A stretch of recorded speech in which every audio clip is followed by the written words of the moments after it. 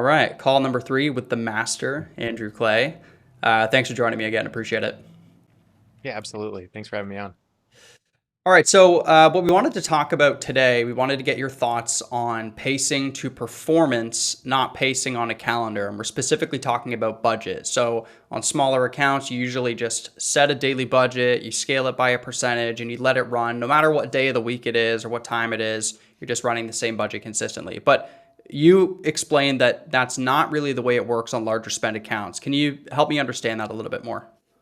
Yeah, absolutely. Going back to kind of the aircraft carrier versus speedboat model, it's a lot harder and takes longer to pivot for a larger account. And of course, like a 5% swing on $1 million a month spending account is going to be a lot more significant than a 5% swing on a $10,000 a month account. So with the larger accounts, it's really important to just plan ahead and do as much forecasting on the front end of the month as as you can, and really the front end of the quarter to kind of see, all right, what promo days are coming up, where are we going to need to have a little more headroom in our budget, what slow seasons are coming up. Always looking at the year over year kind of seasonality in that week by week e-commerce marketing calendar, and then setting your forecasts and your targets based on that. So it's all planned ahead of time. It's not like you're deciding during the day, oh, there's a strong performing day, increase the budget. This is all pre-planned weeks or months in advance. You try to plan as much as possible. However, there are times where, something is smoking, it's on fire in a good way, and you do want to give it more liquidity. And for that, you do want to have a good sync up with the brand to understand, all right, do we have the liquidity to push? If so, this is kind of what our plan is to lean into that. This happens a lot during sales where, specifically on the larger accounts, we'll plan kind of a daily starting budget that we'll go into a sale with. But if it's doing really well, generally looking at, well, it depends on the model. That's kind of a different conversation. But like if it's doing well and our KPIs are all showing green and we want to lean into it, we'll make sure that like the brand is looped in and we have kind of everything queued up to be able to scale rapidly. Uh, an example of this is we have a brand that is focuses on survival and prepping, selling anywhere from generators to food to stuff that really moves well based on the news cycle. So the forecasting and planning for that brand is much different than kind of a seasonal e-commerce brand that might be selling swimwear or jackets or something that you can very much predict the demand cycle. So for brands like that, it's much more real time, and you're really looking at your KPIs and feeding the account as much as possible. It's kind of like tuna fishing. When the tuna are running and you're on the tuna and all the poles all the reels start going out, you just got to start letting bait out and reeling fish in. And so you do want to be ready for that time, but kind of the thing is just making sure that your plan has that budgeted in case there's a peak moment that you can maximize. So it's seasonal and cyclical. Like you need to follow the regular trends, the regular sales cycles, products change throughout the seasons, but it's also just following consumer data. And if everybody's hot on a certain news topic or hot on a certain item, you have to be ready to jump on it pretty quickly. Yeah, absolutely. And ensure the brand has like a cash flow management system worked out to be able to provide that liquidity. That's probably one of the big pain points for early stage e-commerce brands is you might have a product that's super hot, but do you have the cash flow and cycle to be able to support the ad spend that's needed to maximize that moment? Um, Yeah, it's yeah. it's interesting you say that. I've worked with a few e-commerce brands, and some of the bigger folks that I work with, they talk about like if they're an individual founder, they talk about a safe withdrawal rate. And surprisingly, I think a safe withdrawal rate is between 2 to 3% of the revenue that you're actually bringing in, because the rest you have to keep as liquidity in the company to be able to afford to keep running ads, keep buying new inventory. It's not an easy business model, that's for sure. It really isn't, but I think working with the right credit provider that gives you the right terms can be extremely beneficial. Facebook, obviously if you're large enough, they can give you invoicing. But most brands we work with, they like those credit card points. They like that cash back. So it's about finding a credit partner that understands the needs of liquidity and also, you're setting a good, a good pay, forget the word, but a good time frame for collecting on that. So Do you have a that's a big part of it. And then, oh, sorry, that's a big part of it. And then also like kind of diving into uh, the actual adjustments in Facebook's like kind of algorithm in adjusting your budget, because that's changed a lot in the last year as well. Yeah, so let's talk about that then. I guess how do you leverage Meta's learning system while still controlling the budget? It's gotten more and more difficult. One of the big updates this last year with Meta has been this kind of new rule that they can spend up to 70% of your daily budget in one day, or 70% over your daily budget in one day. Because now instead of pacing on a daily, they're pacing on a weekly. So your campaign setting could be pacing daily, but you might see days where, let's say you have $1,000 a day spend on an ad set. That ad set could spend up to $1,700, um, because Meta's calculating it to the rest of the week, which actually resets on Sunday. I recently had kind of a flag in an ad account where we launched a test. It was an A/B 2-cell A/B test, and both ad sets were starting at $2,500 a day. Now we launched the test on Wednesday, and for the first 4 days of the test, it spent 45. Each ad set spent $4,500 a day.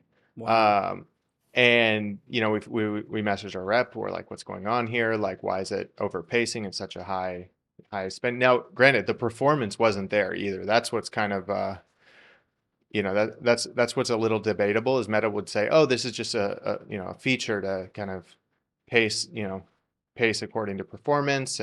But on Northbeam, we were not seeing the performance that we needed to on this test, and it was really diminishing our liquidity. And the feedback we got was like, oh, because the budget's reset on Sunday, it actually was spending your full weekly budget in those first few days of the test, even though we had a daily cap on it. So something that you can do to mitigate that is put spend thresholds on the account, on the campaign level, to just make sure, or even the ad set level, to make sure that it does not go above that spend. But that's something to keep in mind. Fortunately, it was a smaller spend ad set, but if this was a $50,000 to $60,000 a day ad set, like that's a significant amount of capital that's getting spent just because of the calendar day that you're launching the campaign on. Right, right. Um, And I guess for a lot of brands, that would be really counterintuitive to spend a lot higher on Monday, Tuesday, Wednesday, Thursday, when you might see higher performance at the later end of the week, like Thursday, Friday, Saturday. yeah, exactly. And I think that's probably why it spent, because we did launch on a Wednesday. That's probably why it spent higher, is because it was going into the weekend, assuming there would be more inventory in the auction. But at the same time, it was just way beyond what we really wanted to enter this test at. And then we did follow the test through. We ran it for 2 weeks. Unfortunately, the test didn't, it did both cells didn't perform, and it didn't really give us the confidence in the test cell to really move forward with the strategy as a whole. So, what do you do in these situations moving forward? Do you put a spend cap at the campaign level or ad set level, or do you just enter the test at a lower budget, knowing that there's a possibility Meta's going to overspend by 70%? Yeah, I think it's really important to see where it paces at on the first day. And then if it does look like it's pacing hot, you can put a spend cap. It really depends. It's a kind of a case by case basis. Gotcha. Some Gotcha. some brands are very strict in their budget, especially some of the larger brands. They might say, hey, you have X million dollars this month that you can spend. In that case, it's really important, especially on the front end of the month, to make sure that you're not deviating from that plan too much.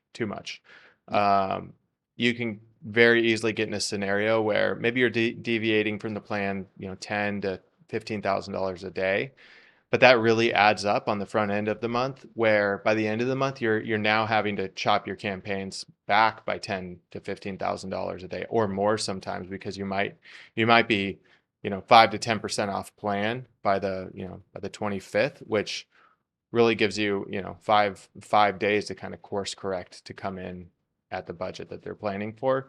Now, a lot of times if the MRR is good and performance is strong, that's okay. A lot of, larger brands kind of have that liquidity to be able to increase their budget. However, sometimes it's a scenario where other channels might not have been performing as well. The overall MRR is weaker, even though your channel is doing strong. And just to come in an alignment with the finance team, you have to pull back pretty significantly on your channel in order to meet those targets, which has in my opinion, a longer compounding effect on the acquisition for the following month. So it's really important that you're planning out as far and ahead of time, just as you would, a cruise ship or an aircraft carrier, because you can't get into a situation and then quickly pivot as fast as you could if you're in a speedboat. Yeah, so it's not just Meta's algorithm. You need to watch out for over under pacing. You also need to think of like inventory concerns, logistical issues, market shifts, changing news stories. It sounds like there's a lot of other things that can factor into budget adjustment. So how do you steer the aircraft carrier at that level of spend while you're factoring out all these other like real life situations? Yeah, I really try to approach the brand, when we're setting targets and monthly goals. We'll first map out what promotions are coming down the line that month. And then if they're a big one, for instance, 4th of July coming up, or, Memorial Day, sometimes, your reps can do what's called a headroom analysis, and that'll actually, they'll run a model that shows you like where you might be reaching diminishing returns on that sale period based on previous year's sales periods. Um, the other thing that you can do is work with an MMM and really calibrate where that channel allocation needs to be with either your measurement partner or whoever's on your team that's running measurement for the business as a whole. Um, but then really forecasting, I try to look for a daily average, saying, all right, here's our promotion spend for the month, but here's our BAU daily average that we need to be around, and then pace to that daily average. And then from there, I'll know that the account might be able to spend, X amount per day. And I'll go in now on the larger accounts, it's more on a weekly or twice a week sort of basis where I'll go and I'll adjust the allocation between campaigns. We might have one product that's doing well or one category that's doing extremely well that week and another one that's not. I might shift budget, or we might need to reprioritize spend to another SKU that maybe has been slow and is kind of under target in regards to their pacing. Um, so the internal account changes, those are less planned. Those are more performance based, but the blended account daily spend is we try to keep within a certain daily range. That makes sense. And I guess you got to look at the company's available inventory. They've got new products coming in. You look at the room they have in their warehouse. Like there's so many other variables that are going to dictate which ad set or which product category you're putting budget to. Yeah, absolutely. And inventory is a big thing, especially in apparel, where sizing is a big factor to consider. You might have some sizes that are in stock, but then the most popular size might be out of stock. So you're not necessarily going to get a flag on your catalog that says, "Hey, this is inventory is almost out." Um, Depending on how the catalog's set up. So you really want to be focused on that inventory piece and be looped in with the e-commerce side of, knowing like, hey, we're spending on this, ad or planning to spend on this ad, but inventory is limited. I think in general, that's a feedback loop that needs to be fixed. There's a lot of opportunity there to kind of create better feedback between product and advertising, or e-commerce and advertising, where uh, that team is really informing the advertisers like, hey, here's our run rate on this product and we're going to be out by this date at this current velocity, and getting those insights back. I imagine there's probably an opportunity for an app out there that can automate this for a lot of advertisers, because it is something that does affect. And Meta's doing some updates that are helping with that on the feed side, but I still think that there's a gap there that needs to be filled. Yeah, I totally agree. I know in some situations, if you use a collection or a catalog ad, then you can tie the collection related to the inventory that you have, but I don't think it correlates to sizing. So I know that if you ran out of like a particular sweater completely, then that won't show in the catalog ad, but it doesn't correlate back to sizing. And it doesn't work for non-catalog ads, which is going to be the majority of type of creative that you're running anyways. It's probably going to be like a video, right? So Exactly. yeah, that's pretty interesting. And then how much of that is budget and campaign control versus just ordering? Because I know the majority of apparel is going to be for men's medium larges, for women's usually small medium, especially if it's activewear. But what percentage of that is just understanding your demographic and your ordering versus could you adjust targeting to push like let's say XL sizes or extra small sizes? You could. It's a lot more difficult to target based on sizes. In Meta, you can break out variants in your catalog, which, really for apparel, that's how it should be broken down so that it's not delivering variants that aren't, as popular. Sure. Um, it's something that, yeah, we have a lot less control of, but we try to let Meta just kind of deliver what it thinks is going to get the best results. Yeah. Um, they have made improvements like, some of their site link features, their catalog features, or advantage, product features to like regular, vertical video ads has been a big unlock for some clients. Others, it can be a little disruptive because you might have an ad that amends site links to it and you'll be running an ad for one SKU, but the site links are going to be related to another SKU or another landing page that just got picked up. So you want to be careful there because you might end up actually sending a lot of traffic to a page that you don't necessarily intend to. Right. Yeah, yeah. I mean, if we feel like it's flying an aircraft carrier, imagine how Meta feels with all these advertisers and all these variables that contribute to it. Yeah, But yeah, I exactly. wanted to shift gears. I had a question, and this is a question that I've had forever, and I imagine that a lot of other e-commerce brands do too. When it comes to sales season, you have a budget allocated, and I've always had the internal debate, is it better to be early or is it better to be late and catch people when they know it's sales time? Like Black Friday, I see these sales come out 2 weeks early. But is that too soon? Is it not? Does it depend on the brand? How do you think about launching sales or like discount campaigns? Yeah, I've come to decide that it really comes down to the brand and the consumer. Um, if you have a brand that has a really high repeat purchase rate, so maybe it's beauty or a consumable or something where customers are naturally coming back a lot, um, I've found now this isn't the case all the time, but I've found with accounts that we've worked on that those brands that have a really high repeat purchase rate, shorter sales cycles at higher volume do better.